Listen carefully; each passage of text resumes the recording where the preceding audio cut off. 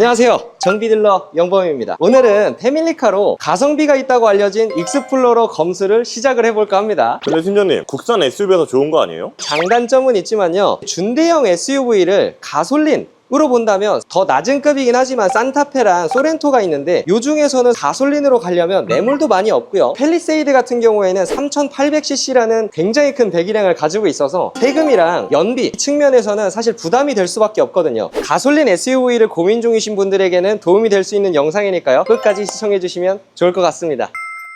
익스플로러랑 비교되는 또 다른 수입차가 있어요. GLE, X5 이런 식으로 좀 비교가 많이 되는데요, 신차가가 1억이 넘고 지금 중고가로도 4천만 원, 5천만 원이 넘는 고가의 차량들이기 때문에 가성비라고 하기에는 아쉬운 부분이 있어요. 그래서 가솔린 SUV 중에서 수입차로 선택을 하고 싶다 하시는 분들한테는 굉장히 큰 메리트가 있는 차량이고요, 산타페도 옵션 넣고 하면은 5천만 원이 넘어가는 시대가 왔습니다. 수입차랑 국산차랑 가격 차이는 거의 없다라고 봐주시면 되고요, 중고차에서는 수입차가 감가율이 조금 더 크기 때문에 가성비가 좋다라고 생각을 하고요. 일단 요번에 고객님이 또 검수를 맡겨주신 거니까 외관 검수부터 꼼꼼하게 진행해 보도록 하겠습니다. 일단 이 차량 같은 경우도 휀다가 교환이 되고 문짝까지 도색이 들어간 차량이거든요. 이렇게 도막 측정기로 체크를 해봤을 때 보통 도색이 안 들어가게 될 경우에는 이렇게 100 초반까지 나오는데요, 도색이 들어가게 되면 261 한판 도색을 추가적으로 입힌 거기 때문에 이렇게 두껍게 나온다, 이렇게 생각해 주시면 되고요. 이 차량도 마찬가지로 흰색이기 때문에 오랜 시간이 지난 후에 바둑이처럼 보일 수가 있어서 교환 부위가 있는 주변 부위들은 꼼꼼하게 또 확인을 해 주시는 걸 권장을 드리고요. 외관은 전체적으로 둘러봤을 때 깔끔한 편에 속하는 것 같아서 자세하게 한 번 더 보고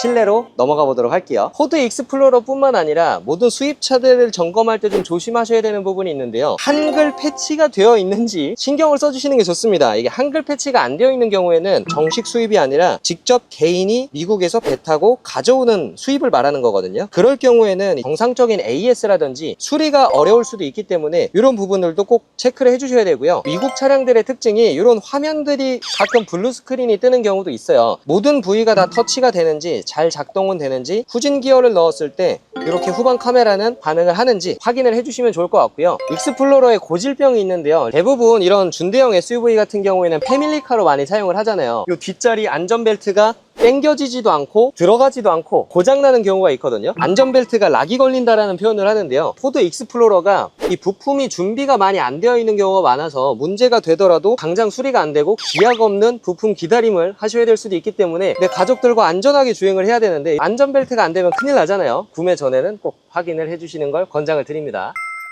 익스플로러 같은 경우에는 대부분 다 전동 트렁크가 기본으로 들어가게 되고요, 요 3열 시트도 다 전동으로 접었다 폈다 할 수가 있어요. 근데 이게 트렁크 공간으로 좀 많이 쓰는 3열이다 보니까 짐을 실어놓고 잘못 눌러서 껴가지고 모터가 망가져 있는 경우가 꽤나 있거든요. 이런 부분에서 만약에 고장이 났다 그럼 이걸 다 드러내서 또 수리를 해야 되기 때문에 수리 비용이 만만치가 않아요. 그렇기 때문에 이것도 눌러서 점검을 해보시면 됩니다.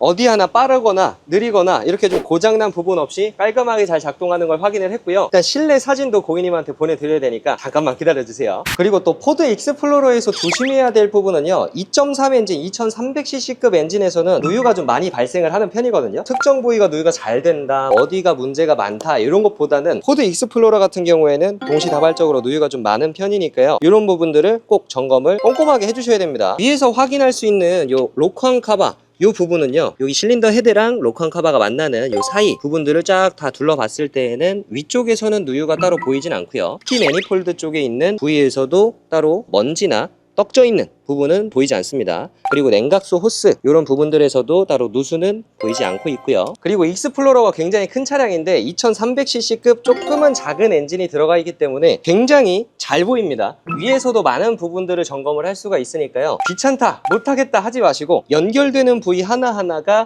누수가 없는지 다 확인을 해주셔야 돼요. 일단 이 차량 같은 경우에는 위에서 보이는 누유가 없는데요, 왜 없나 했더니 이미 작업을 한번 한 차량인 것 같더라고요. 이런 데 보시면 회색깔 실리콘이 이렇게 톡 하고 튀어나와 있거든요. 이런 거는 공장에서 출고한 게 아니라 사람 손으로 짠 그런 느낌이에요. 이런 볼트 나와 있는 부분들도 한 번씩 풀렀었던 흔적이 있어요. 위에서 누유가 없는 거는 다 확인을 했고요. 그리고 정말 중요한 포드 차량을 구매하시는 분들은 모두 주의하셔야 될 부분이 하나 있습니다. 매뉴얼북인데요. 요즘 시대에 무슨 매뉴얼북이냐, 이걸 누가 읽냐 하시겠지만, 매뉴얼북은 사실상 중요한 건 아니고요. 여기 보이시는 시크릿 코드가 굉장히 중요합니다. 포드 같은 경우에는 운전석 B필러 쪽 비밀번호를 눌러서 문 잠금 해제를 하는 도어록처럼 생긴 잠금 장치인데, 시크릿 코드가 있어야지 이 비밀번호를 재설정을 할 수가 있습니다. 이 시크릿 코드가 없으면 이 옵션은 무용지물이 된다. 돈 주고도 못하는 거니까요. 꼭 한번 확인을 해보셔야 됩니다.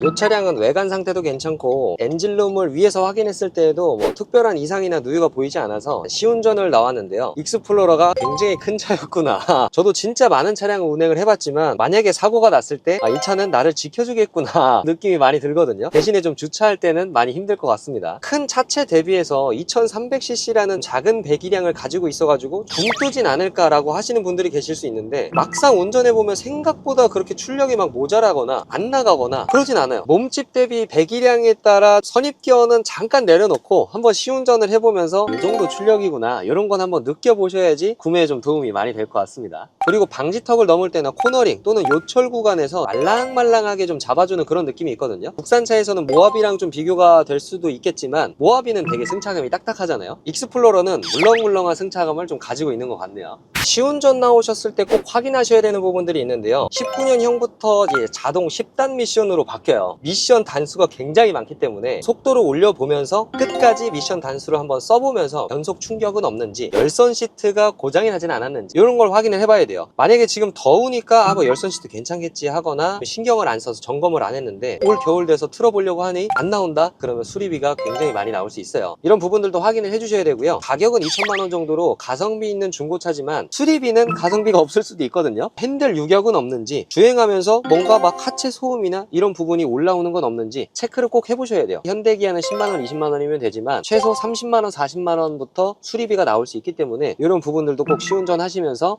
확인을 해보셔야 됩니다. 준대형 SUV를 고민하시는 분들은 골목길을 자주 다니시거나 서울 한복판에서 운행을 좀 많이 하신다, 이런 조건이라면 다시 한번 생각을 해보셔야 될 것 같아요. 이런 큰 SUV를 사실 분들은 충분한 주차 공간과 도로 상황이 겸비됐을 때 설정을 하시는 걸 권장을 드리고 싶네요. 일단 이 차량은 시운전 시에 따로 문제되는 부분은 없었고요. 정비소에 거의 다 도착을 했으니까 리프트 띄워서 한번 점검해 보도록 하겠습니다. 리프트를 바로 띄워봤는데요. 그냥 한눈에 봐도 너무 깔끔해요. 사실 5년에 10만 킬로 정도 뛴 차량들은 이런데 조금씩 부분 부식이라도 있는 게 정상인데, 언더코팅도 해놓고요. 전체적으로 뭐 동력 전달 계통, 엔진 미션, 오일이 들어가는 모든 부분에서 누유가 안 보입니다. 전차주분이 되게 관리를 잘 해주신 것 같더라고요. 그리고 리프트를 띄웠을 때 익스플로러의 고질병을 한 번 더 확인을 할 수가 있는데요. 등속 조인트입니다. 고무 부트가 굉장히 잘 해져서 그리스가 그냥 막 엄청 지저분하게 튀어있는 경우가 많아요. 문제가 됐을 경우에는 아무래도 소음이 올라올 수 있고요. 주행상에 문제까지 생길 수 있기 때문에 상태를 보니까 전차주분이 이미 아시고 교환을 다 해놓으신 것 같아요. 엔진 누유도 로크한 카바라는 부분을 수리를 한번 한 흔적이 보이기 때문에 차량 아마 처음 출고하셨을 때부터 이렇게 언더코팅도 좀 금액을 더 주면서 추가를 하신 거예요. 그렇기 때문에 전차주분이 잘 관리를 하셨다, 이렇게 좀 볼 수가 있을 것 같고요. 익스플로러는 대부분 다 전륜구동 기반의 4륜이에요. 앞에 트랜스퍼 케이스부터 해가지고 프로펠러 샤프트가 지나가는 부분을 쭉 한번 따라서 이동해 볼게요. 이 부분 되게 중요해요. 왜 그러냐면 엔진이나 미션 쪽에 누유가 있는 경우에는 대부분 성능보증보험으로 부상으로 처리를 받으실 수가 있는데요. 이런 트랜스퍼 케이스나 디퍼런셜 기어 또는 프로펠러 샤프트, 이런 부분이 문제가 생기면 성능보증보험을 받기가 굉장히 어려워집니다. 이런 부분들은 국산차라고 하더라도 수리 비용이 굉장히 많이 나오는 부분 중 하나이기 때문에요. 꼭 리프트도 띄워서 점검을 해보셔야 돼요. 뒤에 하체 쪽을 보더라도 디퍼런셜 기어 이런 실링이나 오링, 이런 부분들도 누유가 없는 걸 확인을 했고요. 뒤쪽에도 전체적으로 언더코팅이 되어 있어서 부식이 하나도 없어요. 머플러 부식도 10만 킬로 정도 주행을 했다라고 하기에는 굉장히 적은 편이라서 차량 상태가 정말 좋은 것 같습니다. 일단은 이런 좋은 소식은 고객님한테 빨리 전달을 해드려야 되니까 잠깐만 기다려주세요. 오늘은 이렇게 사람들이 잘 모르시는 가성비 수입 가솔린 SUV 익스플로러에 대해서 말씀을 한번 드렸는데요. 패밀리 SUV를 보시는 분들 중에서 익스플로러가 또 하나의 선택지가 될 수 있는 결정에 도움이 되셨으면 좋겠고요. 앞으로도 재밌고 유익한 영상으로 찾아올 예정이니까요. 좋아요랑 구독, 알람 설정 부탁드리겠습니다. 감사합니다.